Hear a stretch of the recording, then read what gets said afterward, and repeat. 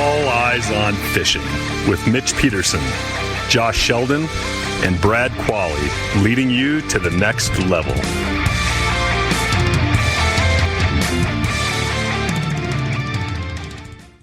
Hey everybody, welcome back to All Eyes on Fishing. We're going to be talking about Thermocline tonight. Now, we've had actually a couple a couple emails that have came in over the last few months to talk about Thermocline, and we thought that this was the perfect time because Josh just got back from fishing the Wyoming Stampede the championship series where he actively fishes that one, and we got to talking about where he found some of the fish. You guys actually did pretty good, so congratulations on that. But you said you started finding that Thermocline. There was a clear Thermocline around that 28-foot mark or so, maybe a little bit deeper, but it's usually pretty consistent, so right around there. I don't remember what you said, 28 to 30, something like that? Yeah, 28 to 30, somewhere right around in there. It was very distinctive, easy to see on some parts of the lake than others. But so you were able to see it on your graph. Yep. What kind of unit are you using, so just people know what you saw it on? I have older Lowrance. I have an HDN 2. So I've got Gen 2. So were you seeing it on your structure scan, or were you seeing it on your regular 2D sonar on the color? You could see it come down, and you could see a very distinct line. And there was an algae bloom going on at the same time. So, but you could see it come down, and you would almost look like surface clutter, almost all the way down, right? And it was real light surface clutter, but that's what it looked like. All the way down to the all Thermocline. The way down to almost the Thermocline. Yeah. And then the if there was bait balls, they would show up through it. Of course, the fish would show up through it. So all of that was, it wasn't like it was so dark or so overbearing that you couldn't tell what was above it. But it seemed like most of the fish were either right above the Thermocline, just above it, or right below it. But they were all around that Thermocline area. And then, of course, you'd have some on the bottom. And I caught my nicest fish on practice came in 41 feet of water on bottom bouncers. On the bottom. On the bottom. Well, I know that they usually the things that you read now. I'm no scientist, so I don't know, dude. But a lot of times that's the truth. I know. He's not a biologist either. I know. And you're not a chemist. Whatever. I stayed at a Holiday Inn Express last night. None of us I are actually anything. did last week. Yeah, so I know. Listen to this stuff. I'm going to spew out. I did. I stayed at it for 3 days, so I should be extra smart. But there's a lot bigger gap than 3 days to get there. Oh shit! If I'd only known. But no, I'm telling you that we've all looked that up before, what Thermocline is, because it's curious. Sure. What is it? So there, it's the amount of oxygen that's being held in the water, and they say that it's usually pretty void of life and stuff below a Thermocline. Well, pretty void. It's not. So you're still going to find fish. You're still going to find stuff. But it's like anything, I kind of think. I mean, well, surface temperature was anywhere between 76 to 81 degrees. So depending on where we were during the day, it was very. We had pretty steady, stable weather. Hot, dry. Did you find fish up on shore? I mean, really shallow, like 1-2 feet. No, we Up on shore on stringers, maybe. Yeah, no. I know. No, but that's what we've talked about before. Is you can still catch fish shallow. It's time of day when that water is a little bit warmer, a little bit more oxygen, which all relates to Thermocline because that's what that is. It's where the dissolved oxygen is in the water. And we've talked about this on fishing for fishing like bass for walleye or however we title it. Walleye bass fishing like for walleyes and bass. Maybe a few more nights on the Holiday Inn. Or a few less booze. Or is it all relative? Yeah. It is, but there's more oxygen in there. Usually makes the fish Right. more active and stuff. I mean, it's like anything.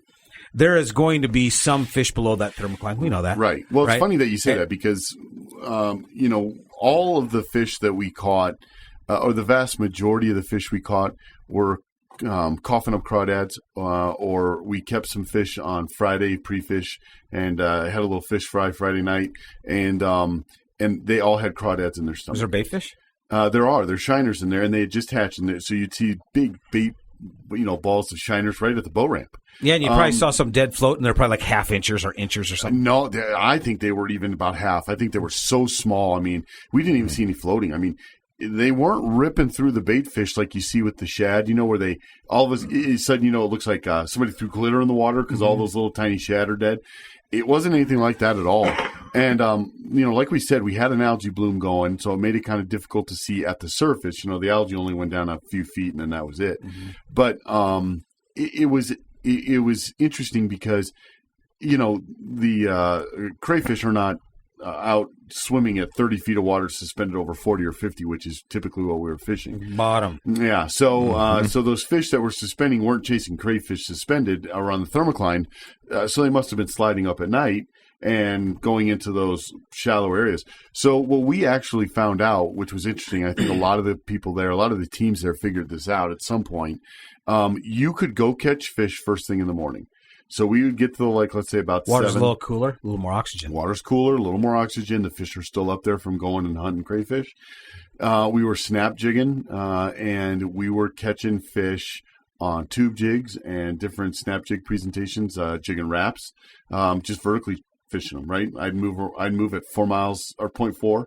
That's perfect. That's what a crawdad's doing, though, and too. Just vertically Jumping do across that the bottom. jigging wrap, and I was catching fish doing that, but I wasn't getting quality fish. Did you cast any of those slide baits? Those Berkeley slide, the ones with the fins on the back. The rip jig, yeah. Yeah, I couldn't remember that. Yeah, no, those Berkeley rip jigs are pretty solid, and they came out with those new ones, the heavier ones. Mm-hmm. So we were fishing. We would start about 10 feet.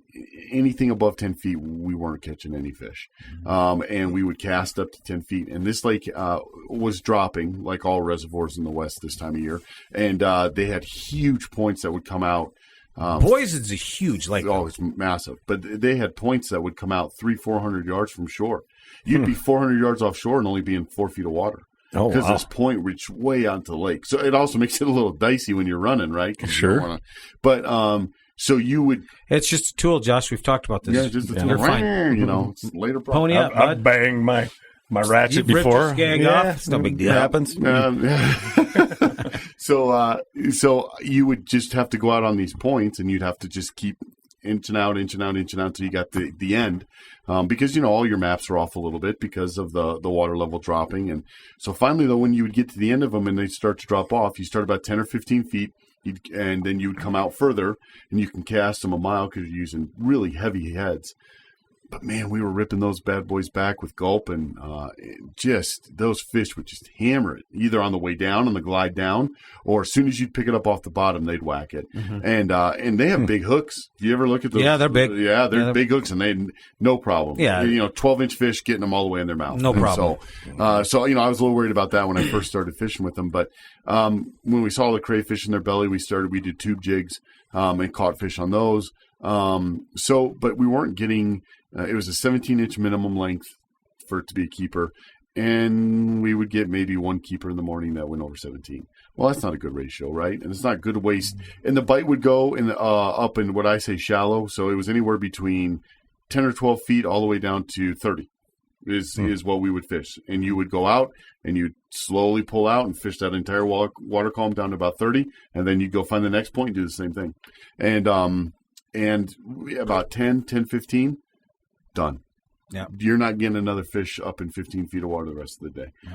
Now, that doesn't mean that people didn't. I know there were guys that had live bait. Yeah, but here's the craziest part. I fished a Lindy rig style dead stick off the other side. I was up front off the other side of the boat while I was casting and rip jigging and shed. Not one fish the entire week. So if you think those fish are up there rooting around for crayfish, usually a night crawler presentation of any sort is going to catch fish. I fished with a half a crawler on a hook, just as simple as could be. Nothing. I got a theory on that. I started thinking about it, and tell me what you guys think on this. I think when you have a hatch like that, especially in the later summer when we're getting kind of towards dog days, right? Yeah. I mean, so this kind of plays into what I've thought, and I want to bring it out to you. It's going to take me like a minute, but I want you guys' thoughts on this. So you talked about those shiners are like half-inch, right? Probably, yeah. Probably around there, small. No, they were small. So half-inch baits, small baits like that, that's more ice fishing type stuff later on when it's a real vertical, slow presentation. So I think when you start seeing that later hatch where the small fish are, that's a clue to get deeper into bigger fish bigger stuff like the crawdads. And the reason why is the fish get conditioned to those crawdads. So that's maybe why your crawler isn't going, because they're looking for that crawdad movement. Is why you're picking them up on the Rip jigs. Yeah, rip jigs. Yeah. But what I'm thinking is that it's hard, especially in an algae bloom, when you're seeing an algae bloom or a super stained lake and you have half-inch like shiners, flatheads, whatever it is, small hatch, it's hard for those fish to track those fish and single out to chase them. So that's why, because they'll eat crawdads when they're presented to them, right? Yeah. But it's usually when they're looking for food that's not going to sustain them, because there's not a lot of nutrition in a crawdad for fish. They tend to eat other fish before them. Yes. Well, that's what they would like to do. Yeah, so when you start seeing crawdads, the bait fish hatch is representative of that, because it's hard for them to track in murky water small fish. They don't give out a vibration. You can't see it as well. Right. So what do they go to? What they can see. The crawdad's rooting on the bottom, which is why those vertical, that 0.4 presentation with like any kind of jig and wrap, shiver minnow, whatever, would work. I don't know. What do you think, Mitch? Well, I've got my own theory, I guess. So I guess I don't look at it like you do. I just started thinking about it. Well, so for a long time, I've always, really put a lot into the, fish's metabolism and how much energy it takes to go get that. That food. Right. And a lot of times, chasing these little bait fish around where they're, it's just a little morsel anyway, a little snack, they're burning probably more energy than that little baby shiner is going to give them, or shad. So, but now go to compare that to crawdads that are just becoming active right at dusk and at night, right? Crawling around in those rocks. 10 in the morning. They can basically just cruise over those rocks, barely even using any energy. They spot one and then they go down and eat it. That's what I'm saying. They get conditioned to that because that's their easy meal. But I think where I guess I was thinking a little differently than you.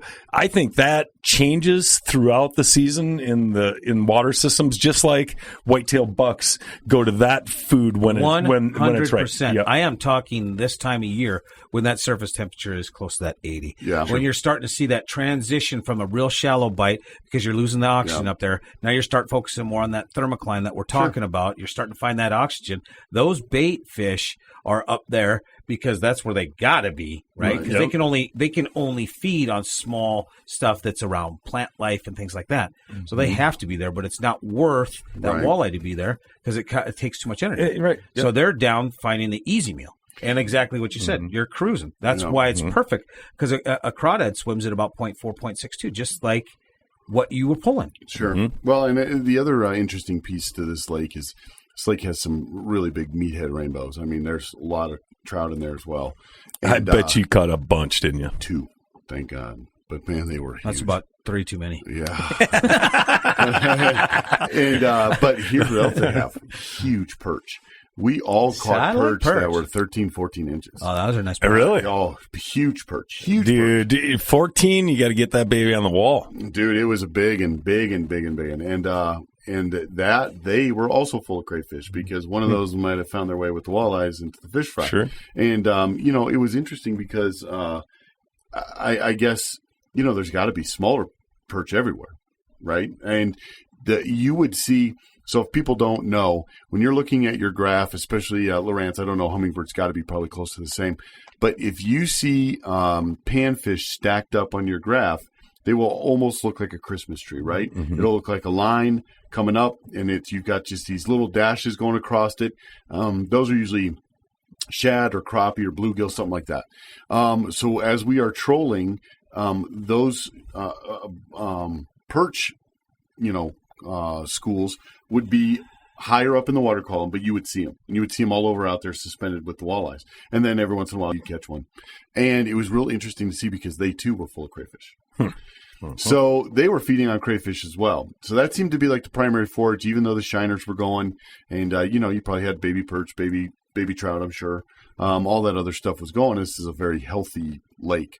But yeah, it was pretty interesting. And it was, the number of big fish weren't as plentiful as it has been when we fished that lake earlier in the year. You caught some okays in the 20s? Oh yeah, low 20s for sure. And the big, big fish, we didn't get anything in the, we didn't get a 30-incher or, the whole tournament didn't see a 30-incher, but I think there was a 26 was the big one first day and a 28 the second day. Nice quality so good fish. Yep. But there are big fish. I mean, we got a 27.5 last time we fished in that tournament. And so they do have really nice fish in there. But we have heard that, give it about 3-4 more weeks, and it's just gangbusters shallower again in that lake. And we had also heard, of course, because it starts cooling down. Starts cooling down. Right before we were there was a shallow bite going in the mornings. But obviously that really didn't materialize. I know some people did fish bait and caught fish. I don't know what they were doing or how they were doing it, but from what we could tell in the pattern we saw, you only had a very short window in the early morning and not necessarily the best fish. So we were getting better fish trolling crankbaits for those suspended fish. Yeah. And the suspended fish would actually move up in the mornings. They would be up higher. So they'd be up around that 19 feet, 20 feet. And as the day would go, they would sink. And they would be down lower, and they'd go around that 22, 28, somewhere right around there. And then as the wind would pick up in the afternoon, a Wyoming breeze of 10 to 12 miles an hour, the fish would then slides back up, because what's that doing? They're getting wind crashing, you get more oxygen. You get more oxygen. You're starting to cool it down a little bit. Big fish, and they're chasing stuff or whatever. But that was really cool to see, because so here's the best part. So day one, we're flight 2 coming in. And probably 2/3 of the field is fishing in the end of the lake where we were. And just to show you how thermocline and wave action can affect the thermocline and where those fish are, we had gone to fish bottom bouncers in deep water where I had caught some nicer fish and actually lost another nice fish. Mm-hmm. Yeah. And darn. Yeah, right. Here's the craziest part. As the boats that were in for the first flight started to go by us, because we're in the dead center of the lake trolling, boom, we start catching fish. The second all those boats started buzzing by us and started to create those more wave action, boom, we started to catch fish. So we were at 3 keepers up to that point, and we caught an additional 4 keepers within the next 15 minutes. So we had 2 doubles and filled out our basket plus 1, and then proceeded to catch fish. And not upgrade at all, but proceeded to catch fish all the way up until it was our turn to go back in. Yeah. It's crazy how a lot of times later in the afternoon, some of those late bites turn on. Yep. And I don't know why that is, but it seems like that happens quite a bit. It does. It was like the Dead Sea. After about 10:30, 11 o'clock, I mean, it was brutal. You had waves already from the wind, right? We didn't have a lot of wind. It was pretty flat calm for most both afternoon days. Wind. Just that afternoon would pick up a little bit, but it wasn't consistent.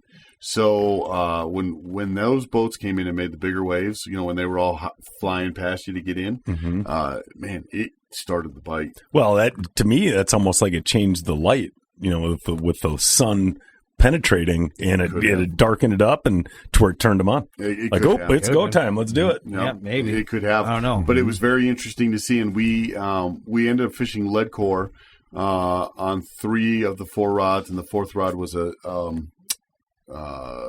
snap weight. And the snap weight started to pick up with the wave action because it was getting more erratic, right? It was going erratic on the board. Board's going up and down. It's pulling that snap weight up and down. It's making that jerk. Here's the other interesting part, too.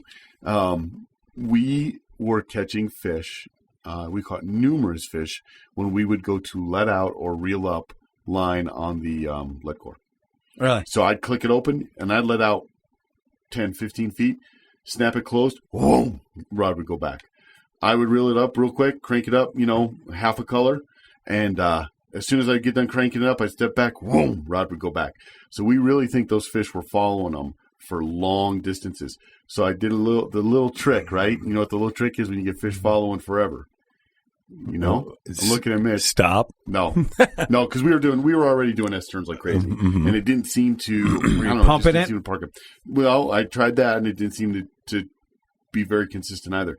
I put the tie. I was pinching off the end, not the head end, but the tail end of night crawlers, sticking them on the front hook of our baits. And so it was just about a 1/2 inch of night crawler sticking off the front hook of the bait and trolling that. And the second we started to do that, we started to catch fish. There's another element, the scent. Yep. Just a little bit that caused them, if they were following them, to come up and take it. Well, I think thermocline is one of those things that we pay attention to, but I don't think it's an end all be all. Really, what we end up looking at is the graph where we're finding the fish, and then we figure out how to get at those fish. But you do, after time on the water, you start seeing them relating to that thermocline. So there's definitely something to it. Sure. And I don't think any of us are experts at thermocline, but what we do is we pay attention to it. You have to pay attention to the oxygenated levels in the lake. Well, and you're on these big, let's say you're on these Minnesota lakes or lake, whatever these lakes are, wherever you are, Midwest or Texas, down in the southern lakes, and you're fishing over these big mud flats or whatever. Don't be afraid. If those fish are at 30 feet, go down to 30 feet and get them. Oh, yeah. A lot of guys were, I caught that one nicer fish and pre-fish at 42 feet of water, and they're like, whoa, 42 feet, oh. And I'm thinking to myself, it's just 42 feet. These fish live in the water. Like, you realize that, right? Right. It's 42 feet, but.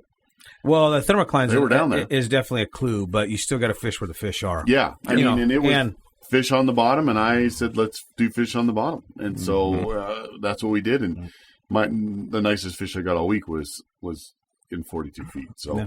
And the next one we lost was 42 feet. I can't believe you didn't just stay in 42 feet.